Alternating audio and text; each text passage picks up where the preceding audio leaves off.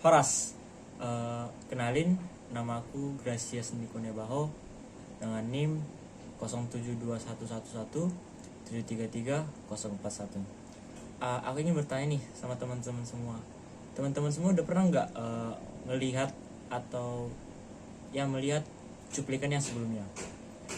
Menurut teman-teman semua, cuplikan tersebut tentang apa sih? Ngebahas apa sih? Nah, dalam kesempatan kali ini, aku ingin mengajak teman-teman semua untuk membahas lebih dalam mengenai cuplikan tersebut. Let's check this out.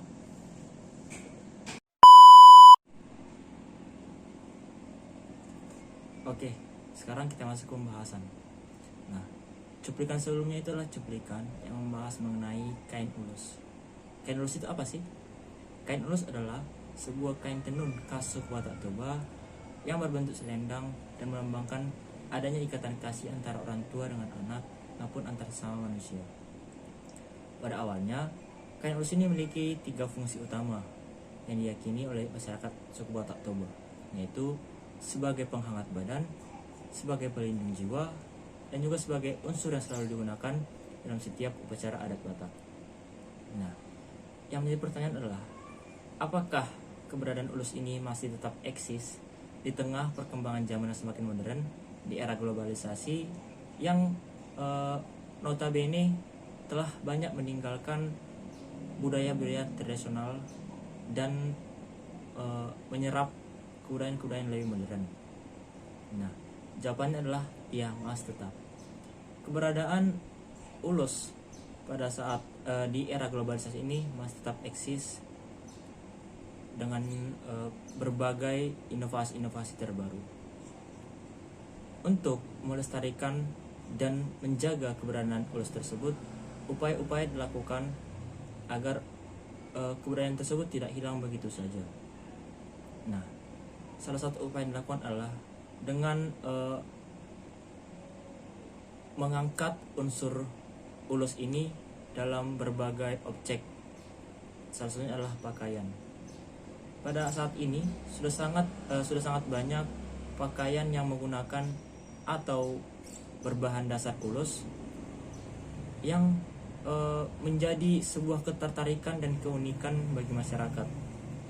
Mungkin awalnya masyarakat hanya memikirkan bahwa ulus ini hanya sebuah kain yang digunakan dalam setiap upacara adat saja. Namun sekarang kain ulus ini sudah dapat digunakan dalam kehidupan sehari-hari, bisa dirasakan secara langsung, yaitu melalui pakaian tersebut. Nah, upaya tersebut dilakukan untuk menjaga keberadaan dari kain ulus ini, mempertahankan dan melestarikan budaya yang dimiliki oleh bangsa tersebut, yaitu suku Batak Toba. Nah, adanya teori dalam lingkup antropologi, yaitu teori fungsionalisme yang dicetuskan oleh seorang tokoh antropolog bernama Bronislaw Malinowski, yang berasumsi bahwa semua unsur kebudayaan bermanfaat bagi setiap masyarakat di mana unsur itu berada. Dengan kata lain, dengan adanya pandangan teori fungsionalisme terhadap kebudayaan, mampu mempertahankan bahwa setiap pola tingkah laku itu menjadi sebuah kebiasaan. Begitu halnya dengan keberadaan ulus bagi suku Batak Toba. Ulus telah menjadi sebuah aspek dalam kebudayaan yang tidak dapat terpisahkan bagi masyarakat. Keberadaan ulus ini akan selalu tetap dijaga oleh masyarakat Batak karena kain ulus ini sudah telah menjadi warisan dari nenek moyang yang akan selalu diwariskan buat generasi-generasi berikutnya.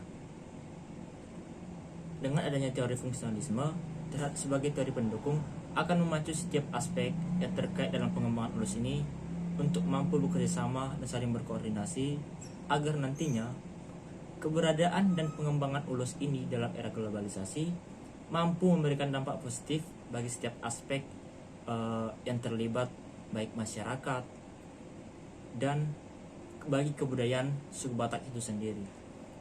Dengan adanya hubungan yang baik antara penenun ulus, desainer baju, kemudian konsumen yang menikmati secara langsung, akan memberikan dampak yang baik dalam pengembangan kain ulus ini.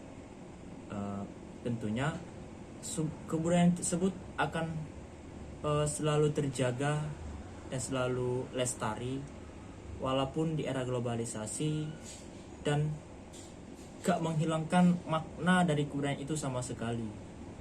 Nah, di sini saya ingin juga mengajak teman-teman semua bahwa kebudayaan itu telah menjadi identitas bagi setiap bangsa. Kita tahu bersama bahwa negara Indonesia adalah negara yang memiliki keberagaman suku, kebudayaan. Itu menjadi sebuah ciri khas dan kelebihan buat bangsa kita sendiri. Jadi sudah sepatutnya emang kalau kita itu menjaga dan melestarikan kebudayaan yang kita miliki tersebut. Kita bisa saja menerima kebudayaan yang baru,